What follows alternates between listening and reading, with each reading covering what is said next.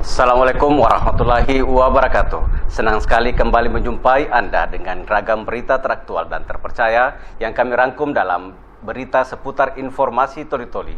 Bersama saya Sujito, inilah berita selengkapnya. Kepala Dinas Perdagangan Kabupaten Toli-Toli mengunjungi beberapa toko distributor gula pasir di Kabupaten Toli-Toli dengan maksud memantau langsung harga penjualan gula pasir bersubsidi di toko-toko yang sudah ditunjuk oleh pemerintah untuk menjaga kestabilan harga dan kebutuhan gula pasir.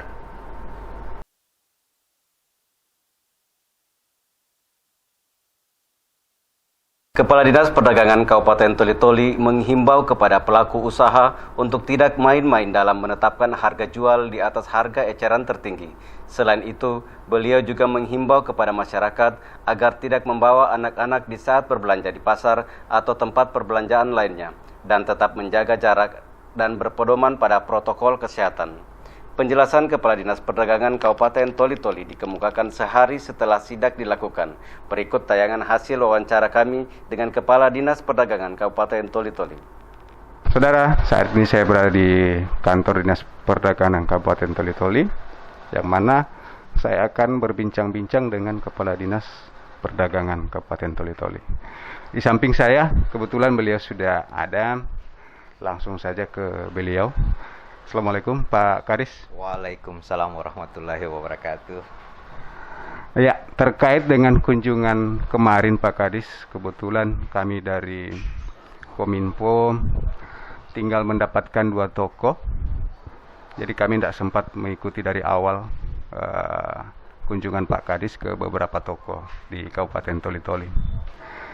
Nah, apa hasilnya kemarin Pak Kadis tentang kunjungan yang dilakukan dari Dinas Perdagangan Kabupaten Toli-Toli? Jadi kunjungan atau sidak yang kami lakukan pada kemarin adalah di mana kami pemerintah Kabupaten Toli-Toli, yaitu Dinas Perdagangan, kerjasama dengan DPRD sebagai badan pengawas maupun Polres dan Pol PP untuk menindaklanjuti tentang gula penugasan yang diberikan oleh pemerintah pusat kepada masyarakat Kabupaten Toli-Toli. Ini ada 4 toko yang kami datangi, yang merupakan ada 8 ton jumlah yang beredar sekarang yang ada di Kabupaten Toli-Toli, sehingga kami melakukan sidak di mana upaya kami mengawasi agar jangan sampai gula yang diperuntukkan untuk masyarakat Kabupaten Toli-Toli dijual dengan harga head yang paling tinggi, di mana kita tetapkan gula itu 13.500, ini dijual lebih. Maka kami turun mengawasi dan mengingatkan para distributor agar jangan main-main dengan hal yang merupakan barang subsidi, di mana kami mengawasi pihak distributor dalam menyalurkan pada konsumen. Terkait dengan kunjungan kemarin juga Pak, apakah ada distributor yang menjual lebih dari harga itu? Ya, ada kita temukan distributor yang menjual dengan harga tinggi, kemudian ada juga yang tidak mempunyai izin. Ini akan kita beri sanksi. Pertama, sanksinya pertama adalah pencabutan izin, kedua kita akan laporkan kepada Dinas Perdagangan Provinsi Sulawesi Tengah di Palu dan distributor gula yang ada di Palu, dan tidak akan diberikan lagi untuk menjual barang itu kepada yang sudah melakukan kecurangan, terutama melakukan pengaturan harga yang tidak sesuai. Nah, itu. Satu lagi terkait dengan edaran yang baru-baru terbit oleh edaran Bupati barangkali Pak ya, itu cukup efektifkah itu Pak untuk setelah dikeluarkan surat edaran tersebut? Jadi surat edaran 510950504 Dispendak tentang himbauan transaksi jual beli di pasar tradisional memang kita keluarkan, di mana melihat sikap pandemi corona yang makin hari makin meningkat, maka kami melakukan himbauan dari edaran Bupati agar masyarakat mematuhi edaran tersebut. Karena areal pasar adalah areal paling sensitif di mana penularan dari virus COVID-19 ini akan selalu menjangkiti, di mana tertularnya jikalau pedagang maupun pembeli tidak mematuhi protokol atau tata cara belanja yang sehat, maka jangankan menularkan, kita pun semua bisa menjadi terkena akan penyakit ini.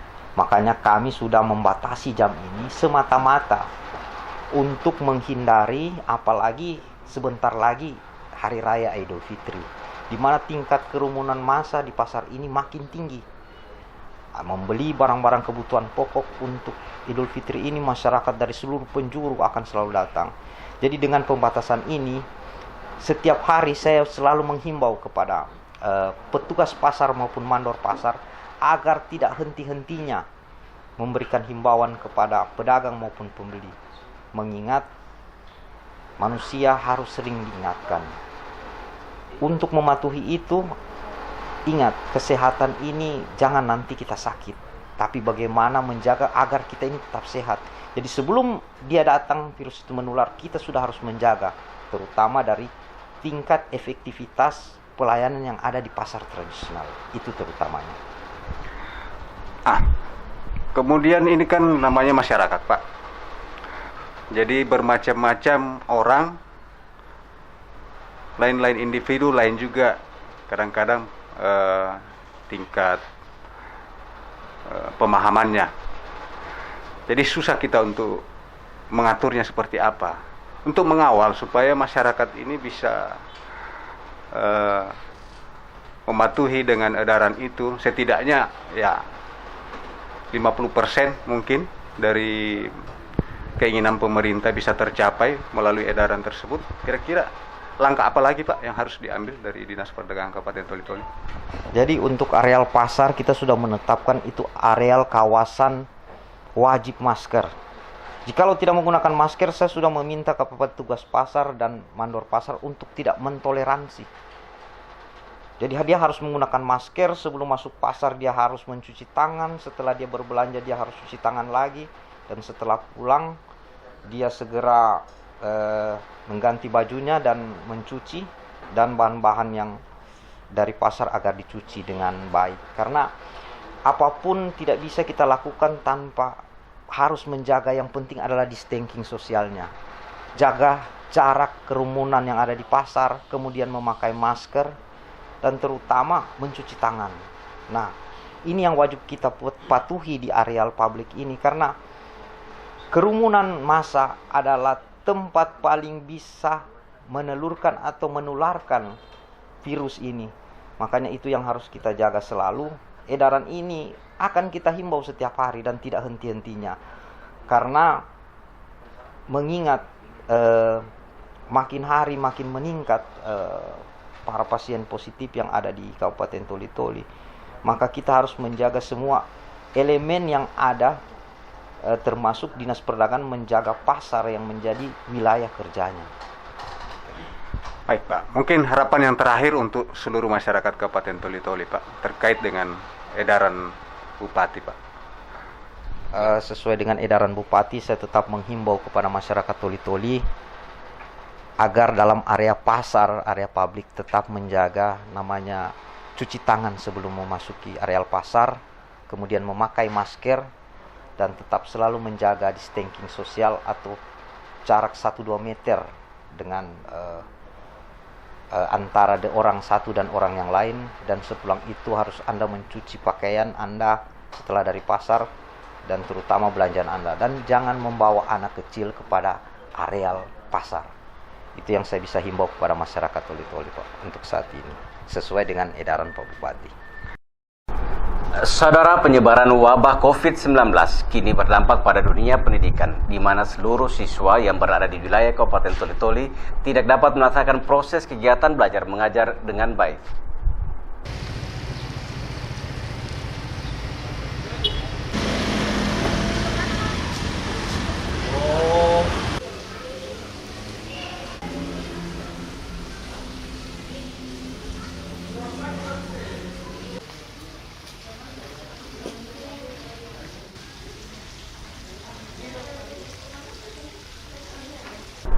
Tenaga pendidik diharuskan untuk memastikan kegiatan belajar mengajar tetap berjalan dengan baik meskipun peserta didik berada di rumah, dengan mendesain media pembelajaran sebagai inovasi dengan memanfaatkan media daring atau online sesuai dengan Surat Edaran Menteri Pendidikan dan Kebudayaan Republik Indonesia Nomor 4 Tahun 2020 tentang pelaksanaan kebijakan pendidikan dalam masa darurat. Ya, Assalamualaikum warahmatullahi wabarakatuh. Sekarang saya berada di Dinas Pendidikan. Kali ini saya berada di samping Bapak Parmono selaku koordinator pengawas. Baik, kepada Bapak, sistem pembelajaran yang ada di Kabupaten Toli yang diterapkan seperti apa, Pak? Tolong dijelaskan. Ya, terima kasih atas kesempatan. Assalamualaikum warahmatullahi wabarakatuh. Jadi untuk penanganan COVID-19 ini, untuk sistem pembelajaran, kami menggunakan dua sistem. Karena memang di Toli-Toli itu tidak seluruhnya mempunyai jaringan, sehingga kita menggunakan online atau daring dalam jaringan dan offline atau luring luar jaringan. Jadi sekolah-sekolah yang khususnya mempunyai jaringan itu mereka menggunakan pembelajaran dalam jaringan dengan menggunakan beberapa aplikasi seperti Microsoft Teams, kemudian ada yang menggunakan WA Group, ada yang menggunakan Messenger. Nah, itu mereka pakai untuk memberikan pembelajaran kepada siswa.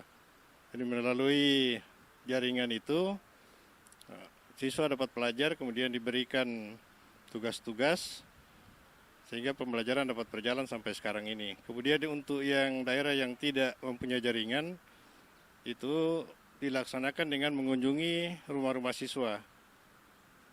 Tetapi kalau kendalanya rumahnya berjauhan, maka biasanya dikumpul sampai 5 orang. Sesuai dengan ketentuan COVID-19 tidak bisa lebih dari 5 orang.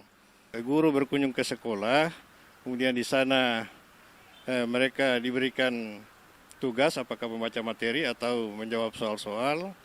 Kemudian nanti minggu depannya baru dikumpul dan setelah itu diberikan tugas lagi. Begitu selanjutnya selama masa pembelajaran COVID-19 ini. Terima kasih. Sampai detik ini, Pak, ada hambatan yang dikeluhkan oleh pihak sekolah atau dari dinas persoalan proses pembelajaran? Dari dinas sebenarnya tidak ada masalah. Yang bermasalah itu dari sekolah dan siswa. Karena untuk dalam jaringan saja itu masih sebagian besar siswa itu tidak memiliki HP Android. Ada yang memiliki juga, tetapi untuk mengisi pulsa datanya mereka agak berat di masa-masa seperti ini. Tetapi syukurlah sudah ada solusi untuk dana BOS bulan April ini. April Mei sudah bisa digunakan untuk membeli pulsa, untuk membeli HP tidak boleh. Nah, seperti itu.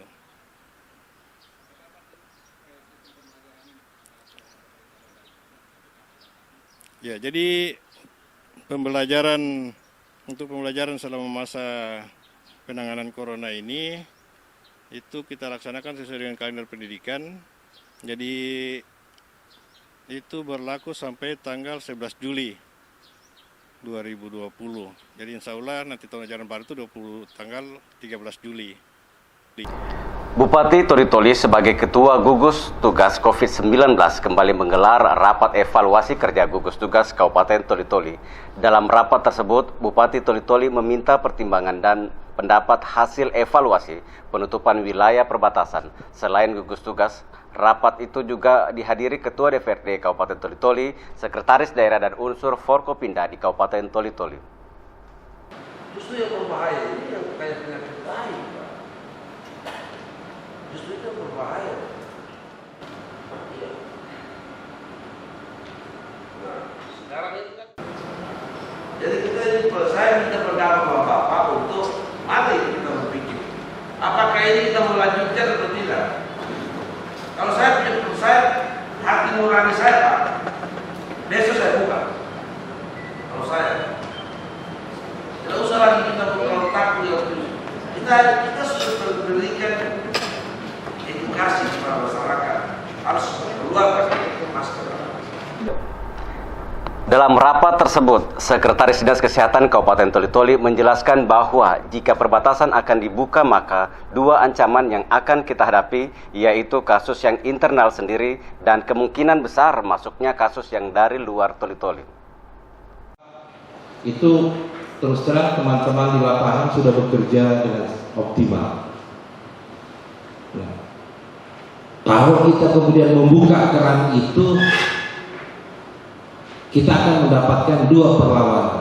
Perlawanan yang pertama adalah bagaimana melakukan tracking atas kasus-kasus yang sifatnya internal.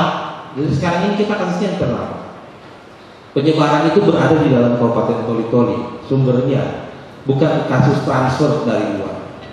Kalau Pak Bupati kemudian berencana atau teman-teman semua gugus COVID ini memutuskan untuk membuka itu, maka akan ada dua ancaman yang kita hadapi. Yang pertama, kasus yang ada di dalam, lalu kemudian kemungkinan masuknya penderita ke dalam kabupaten, ke kota Kabupaten Toli-Toli. Akan ada dua nanti. Pemirsa, rangkaian berita tadi mengakhiri jumpa kita hari ini. Atas nama seluruh kerabat kerja yang bertugas, mohon undur diri. Selamat beraktivitas, sampai jumpa. Wassalamualaikum warahmatullahi wabarakatuh.